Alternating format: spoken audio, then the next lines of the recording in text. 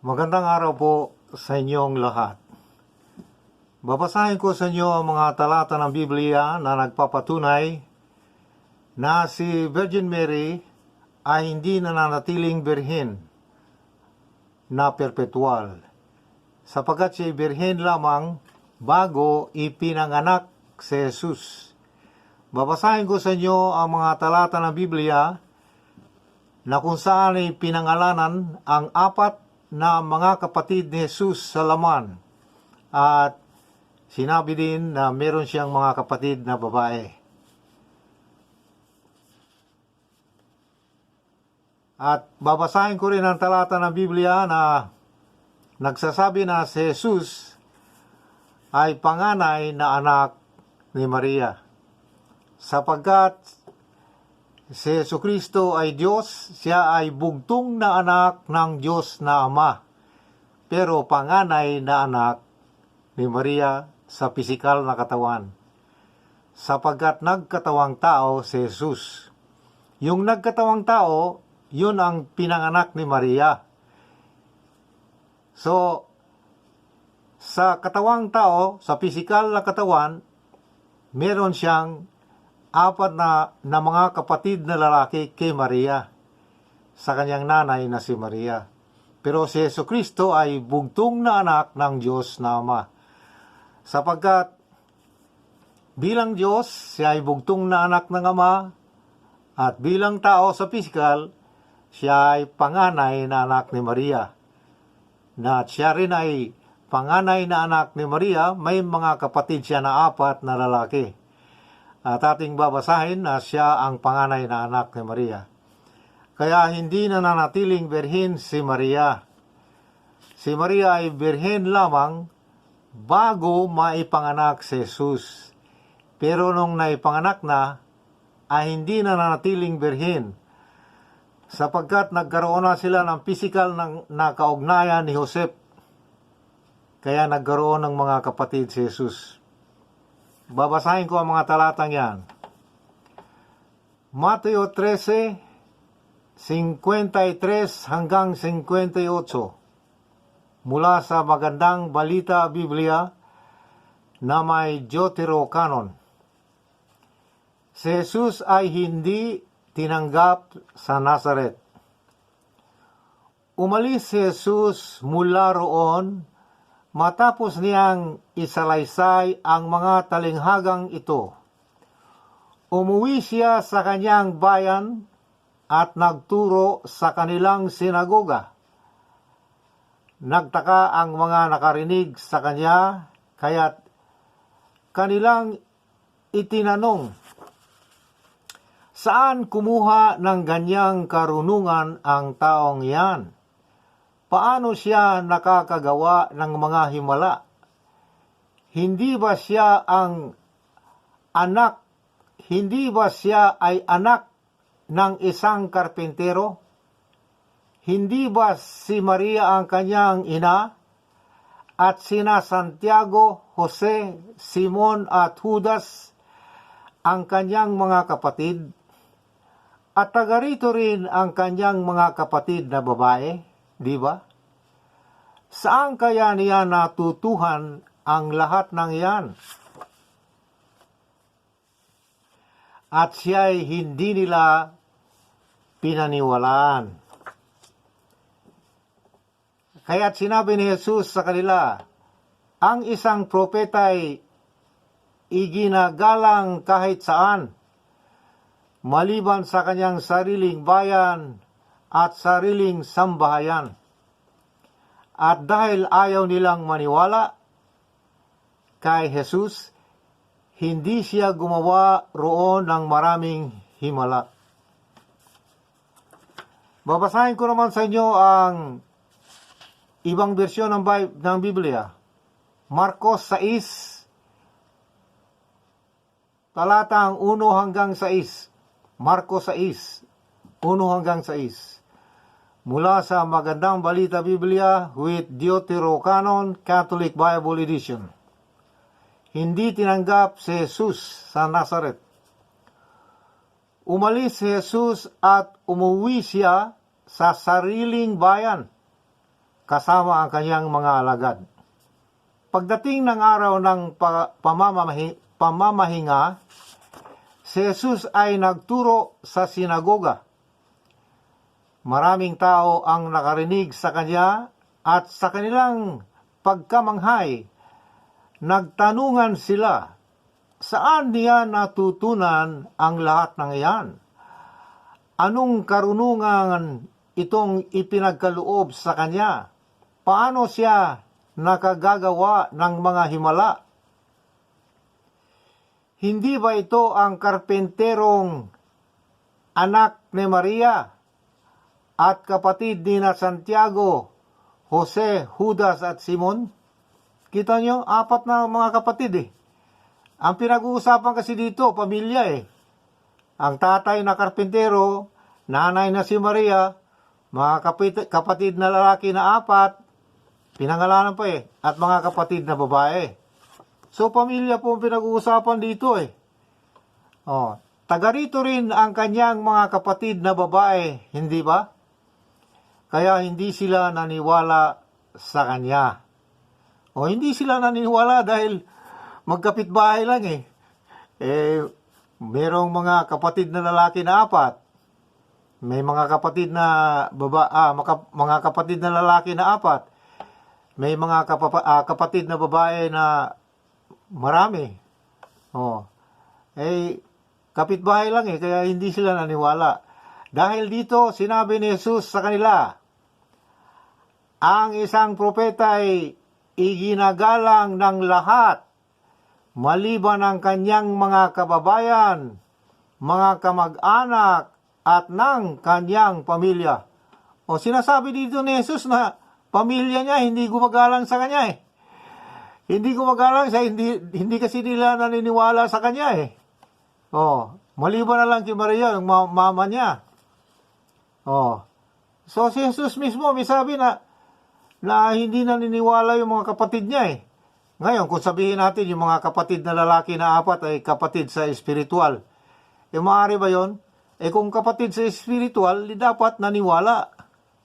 Dapat ginagalang siya. Hindi siya nakagawa ng himala roon, maliban sa ilang may sakit na pinatungan niya ng kanyang kamay at pinagaling. Namangha siya dahil ayaw nilang maniwala sa kanya. See? Ang sabi ni Jesucristo, ang hindi naniniwala sa kanya, taga sariling bayan, sariling kapamilya. Kita nyo? Kapatid ba sa spiritual yan? 4 lang din ba ang kapatid na lalaki sa spiritual? Ang dami. Sa disipulo lang dati, 12 na sila eh. Bakit hindi pinangalanan? Kapatid din yun sa spiritual. Sapagkat, ang pinag-uusapan dito, pamilya eh. Kapatid sa laman. Kapatid sa pisikal. Kasi si Maria ay nanay ni Jesus. Hindi ang Diyos na Ama, bugtong na anak si Jesus. Pero si Maria na nanay sa pisikal na katawan kasi nagkatawang tao eh. Nanay sa pisikal na katawan. Walang kinalaman sa pagka-Diyos na sasabihin natin na Mother of God na siya.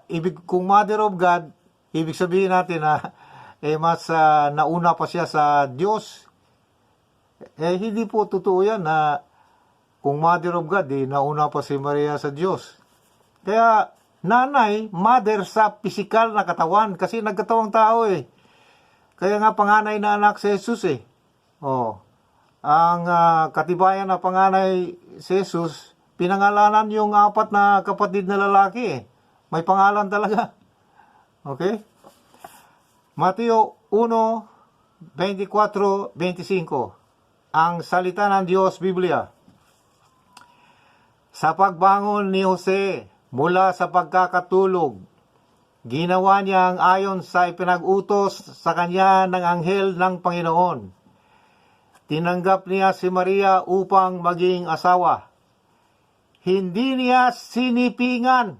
O, kita nyo, sexual na salita ito eh. Hindi niya sinipingan ang kanyang asawa hanggang, o may hangganan pala eh, hanggang sa maipanganak niya ang kanyang panganay na anak. Kita nyo, panganay na anak eh.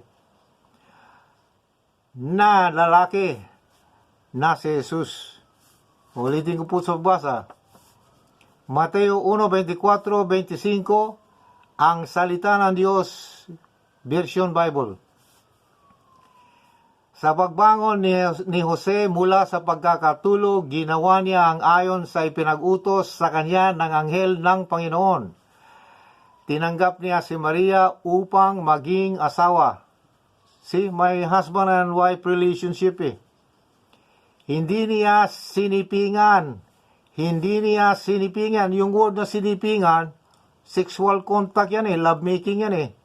Hindi niya sinipingan ang kanyang asawa hanggang sa maipanganak niya ang kanyang panganay na anak na lalaki na si Jesus. O, pag sinabi kong hanggang alas 5 lang ako dito, pagka alas 5, umalis na ako. Pag sinabi kong hindi ako pumasok sa bahay hanggang maitali yung aso, ibig sabihin, yung naitali na ang aso, pumasok na ako, may hangganan eh. Napakaliwanag dito, hindi niya sinipingan ang kanyang asawa na si Maria hanggang maipanganak niya ang kanyang panganay na anak. So, dubli-dubli dito ang ebidensya eh. So, may hangganan yung hindi pagsiping. Ang hangganan yung naipanganak na. Oh. Kung hindi ako papasok sa bahay na yan hanggang maitali yung aso, ibig sabihin, yung naitali na ang aso, pumasok na ako, may hangganan eh. Hanggang may salitang hanggang. May panganay pa na anak. So, paano maging birhen perpetual si Maria? Hindi po yan ang turo ng Panginoon eh. Sapagkat napakaliwanag po, simple lang mga salita ng Panginoon eh. Hindi naman mahirap, hindi naman malalalim ng mga salita yun eh. So, ulitin po natin, i-review po natin yung mga talata ng Biblia na ating binasa na nagpapatunay na si Maria ay hindi maaring maging perpetual na birhen. Sapagkat siya ay nanay ni Jesus sa katawan lamang, hindi nanay ng Diyos. Sapagkat ang Diyos ay walang nanay. Kung may nanay ang Diyos, di ibig sabihin, hindi ang Diyos ang simula. Hindi siya ang Alpha and Omega kasi may nauna pa sa Kanya. Kaya hindi magandang pakinggan ng nanay ng Diyos. Walang nanay ng Diyos sa Biblia. Nanay ni Jesus sa laman. Sapagkat ang the only begotten Son of God, the only, isa lang. Wala nang iba. Pero si Maria, panganay na anak si Jesus sa laman. Oh. Kaya yung sapagkat Diyos ni Jesus, the only begotten Son ng Ama. Yun parte ng Diyos. Parte sa katawan ito si Maria eh. Kaya kaya sa parte sa katawan, sa physical. Kasi nagkatawang tao ang Diyos eh. Oh. Ngayon, nagkatawang tao, so parte sa physical na katawan, si Maria ang nanay ni Jesus. Kaya ang tawag, Mother of Jesus. Pero kung sasabihin Mother of God, ibang istorya na yan eh. Hindi natanggap ng Diyos yan. Mother of God. Ibig sabihin, kasi sa Bible, ang Diyos ang una eh. Una at ang huli, Alpha at ang Omega, ang Diyos. Ngayon, kung may nanay ang Diyos, ibig sabihin, may nauna pa sa Kanya. Oh, kaya hindi dapat tawaging Mother of God eh. Mother of Jesus. Kasi yung Mother of God, sumubra na yun eh. Giving honor to someone na hindi naman talaga tama eh. Oh, Mother of Jesus. Kasi maraming kuwan dyan eh, may stumble.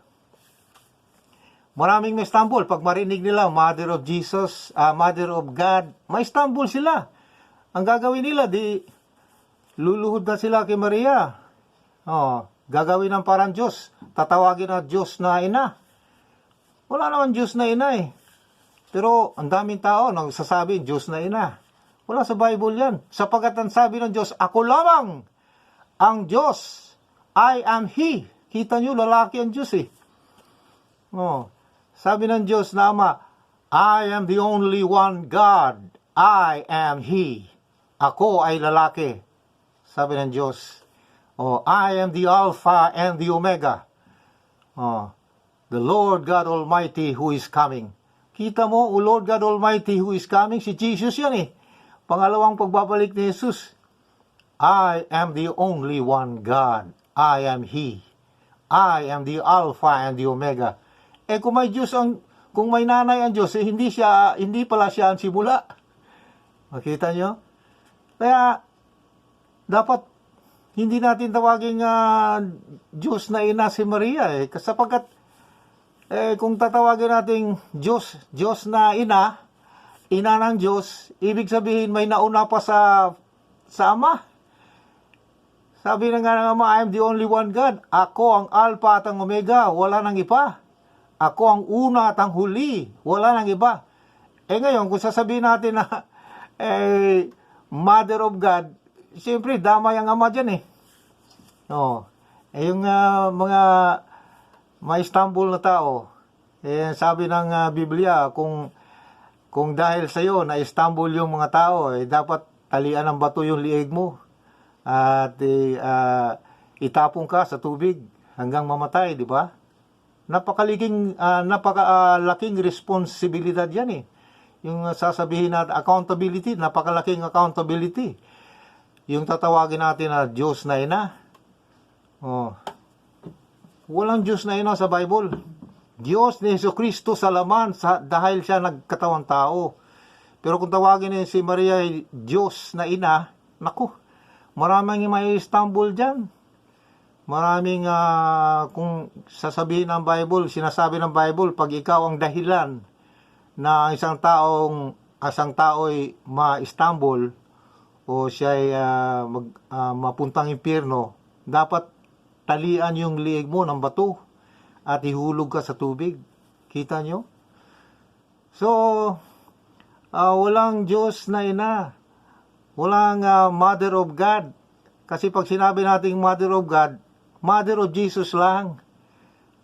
Kasi pag Mother of God, ibig sabihin, may nauna pa sa Diyos natin. Idamay ang Ama dyan eh. Siyempre, kung marinig mo, Mother of God, siyempre, luluhod ka. Sasamba ka. Di malaking kwan yan. Accountability yan eh. So, nabasa natin ang mga talata ng Biblia na si Jesus ay the only begotten Son of God.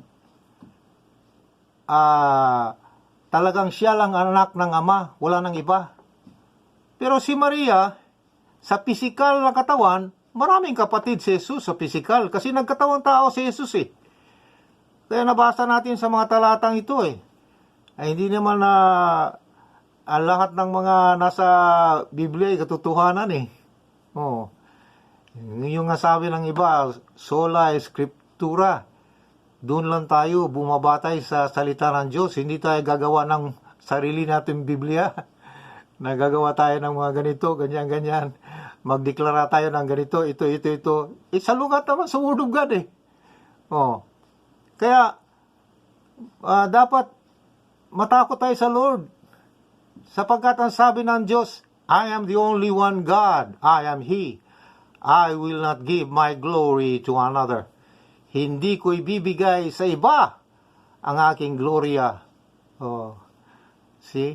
Ang aking kaluwalhatian na hindi ko ibibigay sa iba. Kita nyo?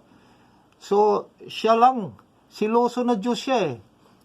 Sambahin natin ang Diyos lang. Ang tatlong persona sa isang Diyos. Ama, Anak, Espiritu Santo. Ano ang katibayan na iisa lang sila? Yung pauwi na si Jesucristo mula sa yung siya'y papunta na ng langit pagkatapos ng resurrection. Anong sabi niya? Ako'y babalik sa aking Ama. Kita, dalawa na sila. sapagkat kung hindi ako babalik, hindi ko ipadadala ang Holy Spirit. O, tatlo. Kita nyo? Oh. So, 3 persons in one God. Hindi ang Ama, hindi si Jesus ang Ama, hindi si Jesus ang Holy Spirit. Sapagkat sinasabi ng Biblia na si Jesus ay nakaupo sa kanan ng Ama. Kung si Jesus ang Ama, sasabihin natin si Jesus ay nakaupo sa kanang bahagi ni Jesus. Napaka hindi naman magandang pakinggan So,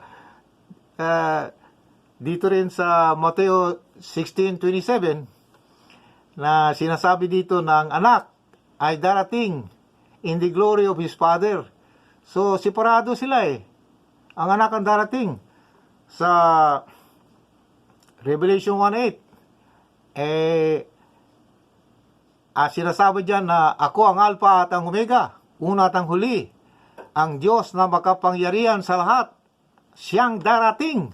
Si Jesus yan Si Jesu Kristo yan, darating. Second coming yan O ano pa?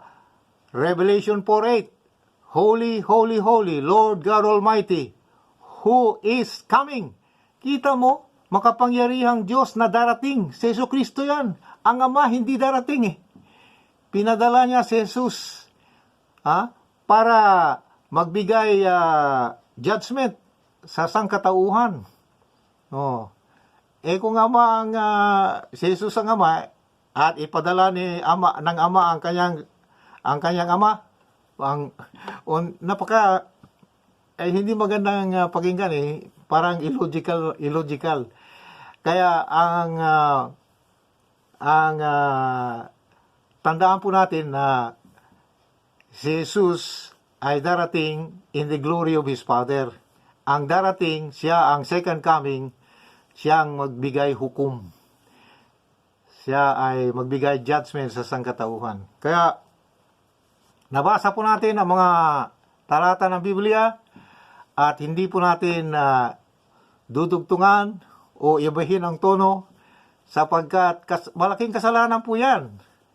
Kasi ayaw ng Diyos na sinasabi doon na magdagdag o magbawas ng salita ng Diyos ay hindi mapuntang langit. Kaya warning sa ating lahat, dahil mahal tayo ng Diyos, hindi tayo magdagdag. Hindi tayo magtanggal ng mga salita, hindi tayo mag-imbento o gagawa ng sariling Biblia o sariling bersikulo. Kaya para matuwa ang Lord sa atin, si Virgin Mary ay minsan pa tinatawag na God the Mother Biro mong God the Mother, di apat na ang persona. God the Mother, sabi ng Ama, I am the only one God, I am He. Ako ay lalaki, ako lamang ang Diyos. Ako ay lalaki.